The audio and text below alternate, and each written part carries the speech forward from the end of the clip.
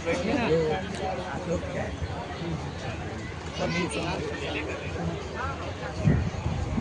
एक मोबाइल की जम्बू लामा जी की मोबाइल गुम हो गई है, कहीं मिलेगी तो यहाँ रख देना, कहीं गिर गया होगा।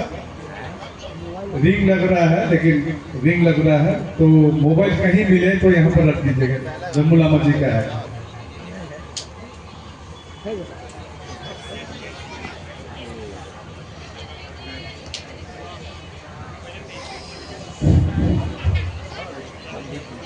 नमो बुद्धाय, नमो बुद्धाय। जय संविधान, जय भारत, जय भारत। सम्राट अशोक अमर रहे, सम्राट अशोक अमर रहे, बाबा साहेब अमर रहे।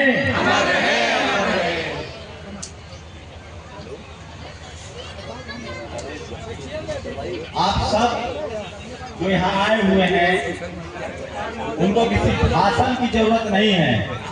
हम जानते हैं कि धम्म के रास्ते पर वही चलेगा जो इंसानियत, मानवता और ज्ञान से भरा होता है। इसलिए इसको धम्म कहा गया है। आपकी संख्या कम हो सकती है, लेकिन आप लोग विचारवान, तेजस्वी और दुनिया के सबसे बेहतरीन इंसान है, इसलिए अपने आप के लिए ताली बजाइए। हम बेहतर क्यों हैं? दुनिया में सबसे पहला विश्व गुरु कोई हुआ तो वो तथागत बुद्ध हुए, भगवान बुद्ध हुए, जो 2500 साल पहले जिन्होंने कैसे जीना है, कैसे उचित जीवन जिया जाता है, कैसे आपका जीवन होना चाहिए, जीवन का लक्ष्य क्या है, मानव धरती पर क्यों आया है और कैसे आपको जीव जंतु, मानव, प्रकृति को बचाना है, ये पहला ज्ञान दुनिया में किसी ने दिया तो वो तथागत बुद्ध ने दिया, भगवान बुद्ध ने दिया, और इसलिए उनको विश्व गुरु कहा जाता है। उसके बाद आज सम्राट अशोक की जयंती है। उनको क्यों महान माना गया? क्योंकि उन्होंने इसी मगध की धरती से दुनिया को एक रास्ता बताया। वो रास्ता क्या था कि जो बुद्ध का रास्ता है वही दुनिया में कल्याण का रास्ता है। सम्राट अशोक ने जो सिकंदर, लोग कहते हैं ना कि जो जीता वो सिकंदर, वो झूठ है। जो जीता वो सम्राट अशोक। सम्राट अशोक के दौर में, उससे पहले घनानंद के दौर में जब नंद वंश था, जब मौर्य वंश था, तो सिकंदर सिंधु नदी नहीं पार कर पाया। और उस समय जब मौर्य वंश के शासक, जब मौका मिला, जो सिकंदर हमला करना चाहता था, उनके पोते को, सम्राट अशोक को जब मौका मिला तो उसी यूनान में उन्होंने दवाइयां भिजवा। हम लोग क्यों बैठे यहाँ? हम लोग उसी भाईचारा, बराबरी, समतामूलक और मानवता चाहते हैं। सम्राट अशोक का भारत चाहते हैं जिसमें ज्ञान विज्ञान हो, बराबरी हो, भाईचारा हो। आप जान लीजिए, ये जो कहानी कही जाती है कि घरों में ताले नहीं लगते थे, जब इस देश में सम्राट अशोक, चंद्रगुप्त मौर्य और नंद वंश का शासक था, तभी ताले नहीं लगते थे। इस देश में ज्ञान विज्ञान का केंद्र था। तक्षशिला, नालंदा, विक्रमशिला जैसी यूनिवर्सिटियां थी। कब था? जब भारत बुद्धमय भारत था। लेकिन एक बड़ी चोरी हुई, एक सांस्कृतिक चोरी हुई, ऐतिहासिक चोरी हुई। इस देश के मूल निवासी जो धम्म के अनुयायी थे, उनको भरोसे में लेकर छल प्रपंच करके, सामने से नहीं करा गया, दोस्ती करके, शादी ब्याह करके, छल प्रपंच से उनकी सत्ता छीन ली गई। याद है ना खड़ग सिंह का घोड़ा वाली कहानी? हमारे महाराजाओं के साथ, राजाओं के साथ यही हुआ कि उनसे शादी ब्याह किया गया, रिश्ते किए गए और जहर दिया गया, बीच में छोड़ा घोपा गया। लेकिन हम लोग बुद्ध को मानने वाले हैं। कोई गलती कर दे तो भी माफ कर देते हैं। हम लोग छल कपट से नहीं चाहते हैं कुछ। इस देश के मूल निवासी, इस देश के शोषित वंचित सारी तकलीफें सहते रहे। आप समझ लीजिए, उसके बाद बाबा साहब का दौर आया और बाबा साहब ने जो संविधान लिया है, ये जो झूठे लोग, गपोर लोग कहते हैं कि बाबा साहब का संविधान विदेश से लिया गया है, ये झूठ है। बाबा साहब का संविधान सम्राट अशोक के राज से लिया गया है, इसीलिए उसमें अशोक स्तंभ भी है और धम्मचक्र भी है। तो भारत का संविधान जो है, जो समतामूलक संविधान है, जो इक्वालिटी, फ्रेटर्निटी, समानता की बात करता है, वो सम्राट अशोक के राज्य से प्रेरित किया गया है। और मैं बता दूं, जिन लोगों ने हमें जातियों में बांट दिया, ये कुर्मी है, ये यादव है, कुशवाहा है, हमको वर्ण कुव्यवस्था में बांट दिया, ये शुद्ध है, अछूत है, किसको बांटा? जब तथागत बुद्ध थे, जब सम्राट अशोक का दौर था, तो 4 वंश था।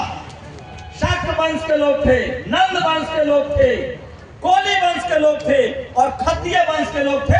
जो आज जाट, पटेल, मराठा, गुर्जर, कुर्मी, कोयरी है, ये सब किसान थे, इनको क्षत्रिय कहा गया। और कोली वंश में, शाक्त वंश में भगवान बुद्ध थे, बेटी रोटी का रिश्ता होता था। वहीं से इन जातिवादियों ने 4 हमारा वंश था। इसी बोध गया में भगवान बुद्ध को खीर खिलाने वाली कौन थी? नंद वंश की बेटी थी। सब जानते हैं। किसने खीर खिलाया था? बताइए। सुजाता कौन थी? तो 4 ही वंश थे और हम सब में भाईचारा था, कोई भेदभाव नहीं था। वहीं से जातिवादी लोगों ने 4 वर्ण उठाया और हमको, जो क्षत्रिय थे, जो जमीन के मालिक थे, जो व्यापार के मालिक थे, जो इस देश में दवा, पढ़ाई, लिखाई करते थे, उन सबको शूद्र और अछूत घोषित कर दिया। और क्या किया? हमें पढ़ने लिखने से दूर कर दिया। और एक पढ़ाई के बगैर, जो फूले साहब ने कहा है कि विद्या बिन गति गई, गति बिन मति गई, गति बिन व्यापार गया और व्यापार बिना हम शूद्र बन गए। उसी वर्ण कुव्यवस्था से बाबा साहेब ने हमें 4 कैटेगरी में बांट दिया, SC, ST, OBC, और फिर हमें संवैधानिक अधिकार दिया। तो जिनको भी लगता है कि वो धर्म के अनुयायी नहीं है, अगर जो पढ़ेगा लिखेगा, वो खुद ब खुद अपने आप को मूल निवासी कहेगा, चाहे वो SC हो, ST हो, OBC हो, अल्पसंख्यक हो, या फिर वो इस देश का किसान हो, क्षत्रिय हो, क्षत्रिय हो, हम सब इस देश के मूल निवासी हैं। लेकिन मैं इतिहास में नहीं जाना चाहता। ये तो भारत का स्वर्णिम इतिहास था, ये तो भारत का इतिहास था जिस पर आज दुनिया गर्व करती है। आज भारत के प्रधानमंत्री, राष्ट्रपति जब बाहर जाते हैं तो क्या कहते हैं कि मैं बुद्ध की धरती से आया हूं। आज भी थाईलैंड में थे, तथागत बुद्ध के बुद्ध विहार में गए थे। सम्राट अशोक का देश है, लेकिन सोचिए कुछ जो हुआ पीछे हम लोग भूल गए। हमें किसी से बदला नहीं लेना है, हमें किसी से नफरत नहीं है। हम बुद्ध को मानने वाले हैं, बाबा साहेब को मानने वाले हैं, हम सब भाईचारा चाहते हैं। हम तो पशु पर, कौन पालता है गाय, कौन पालता है मवेशी, कौन पालता है, खेती कौन करता है? हम सब लोग करते हैं, मेहनत कश लोग। बाबा साहेब ने पूरे इतिहास को पढ़ा और जब संविधान बनाने की बारी आई तो उन्होंने कल्पना की कि भारत में जाति, धर्म के आधार पर जो भेदभाव है उसको संविधान के जरिए खत्म किया जाएगा। और उन्होंने कहा, भारत के संविधान में प्रावधान किया तो सबको अपनी पूजा और अर्चना की आजादी होगी, बस कोई किसी के भावनाओं को हत नहीं करेगा। लेकिन क्या हो रहा है आज? जो इस देश के मूल निवासी हैं, जो इस देश की बहुसंख्यक आबादी है, वो आज अपनी उपासना को नहीं जान रहा है। आप बताइए, बहुत लोग हैं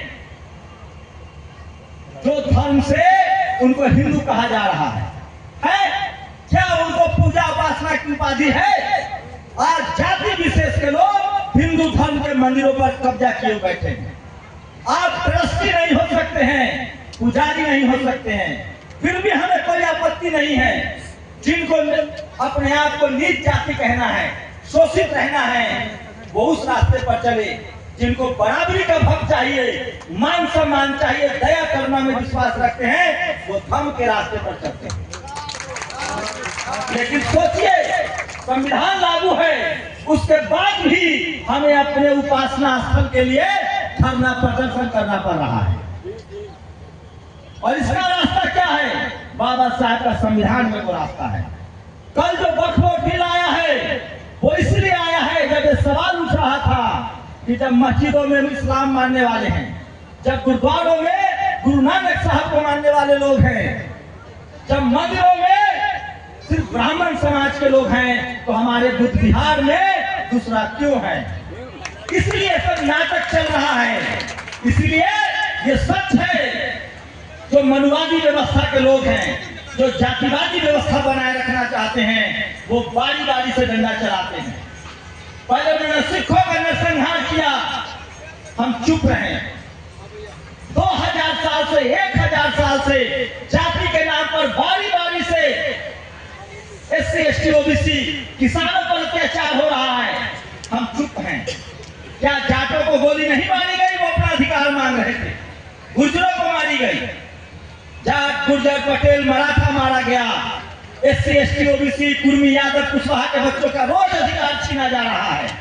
और सोचिए, हमारे जो नेता थे, जो पढ़े लिखे नेता थे, सोनेलाल पटेल, उन्होंने धर्म का रास्ता अपनाया और बाकायदा धर्म की दीक्षा ली और बाबा साहब के रास्ते पर चले। इसी धरती पर बिहार के मुख्यमंत्री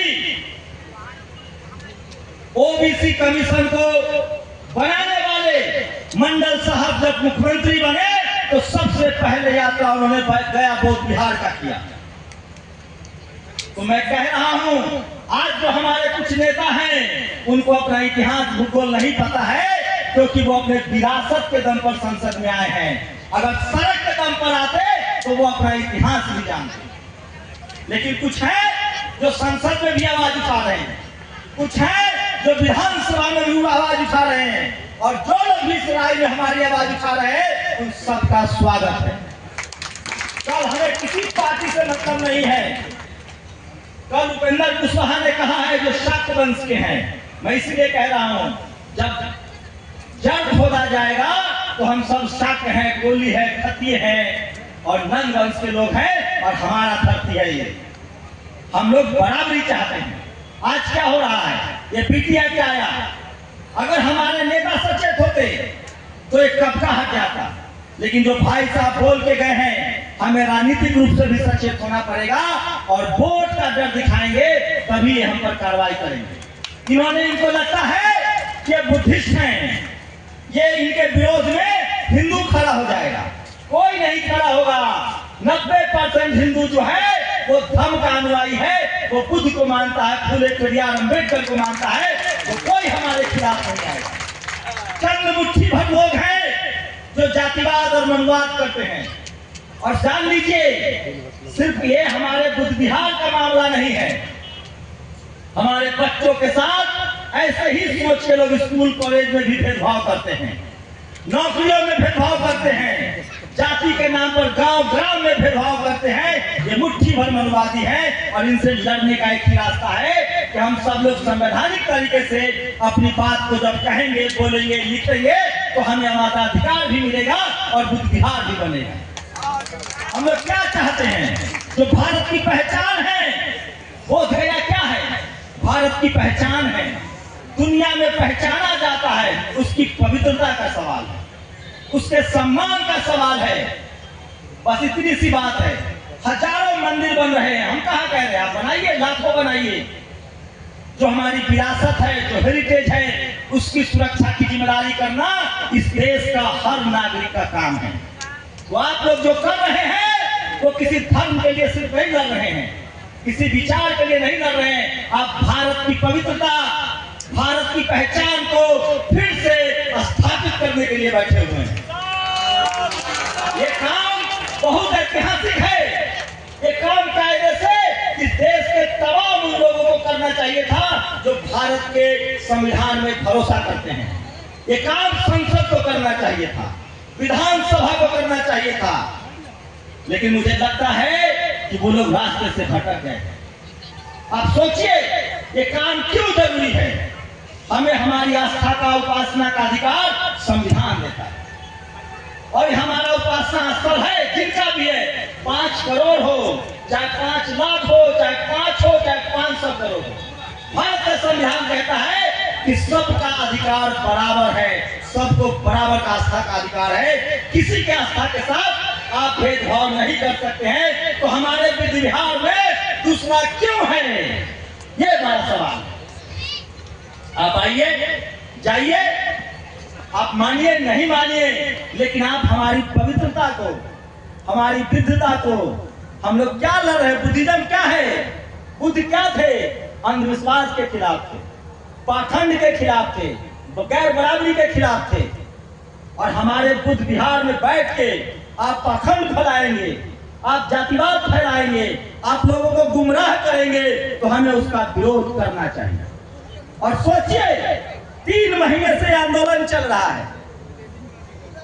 इस देश का 90% आबादी आपके आंदोलन से सहमत है, चाहे वो शाक्त कुशवाहा हो, चाहे वो एससी समाज के लोग हो, एसटी हो, ओबीसी हो। लेकिन इस देश का मनुवादी मीडिया सोया हुआ है। क्यों? उसे लगता है कि हम नहीं बताएंगे तो देश नहीं जानेगा। मैं बता रहा हूं, इस आंदोलन को लंदन से, अमेरिका से लेकर पूरी दुनिया के धर्म के अनुयायी एकजुट हो रहे हैं। अब वो दौड़ गया, ये जो मोबाइल है यही क्रांति है।